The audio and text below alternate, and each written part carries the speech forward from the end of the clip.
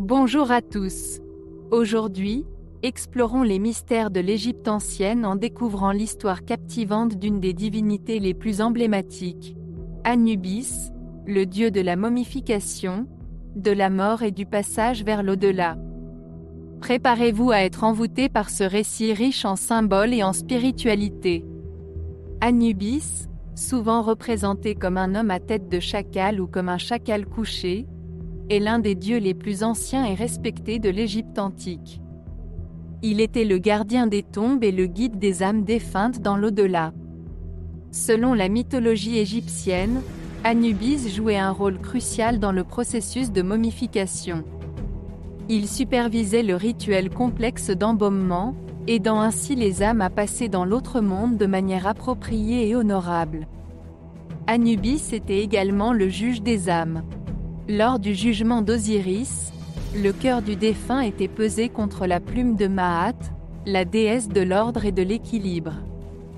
Si le cœur était pur et léger, l'âme était autorisée à entrer dans l'au-delà égyptien. Sinon, l'âme était dévorée par la redoutable créature Amit. Anubis était également considéré comme le protecteur des tombes et des trésors funéraires.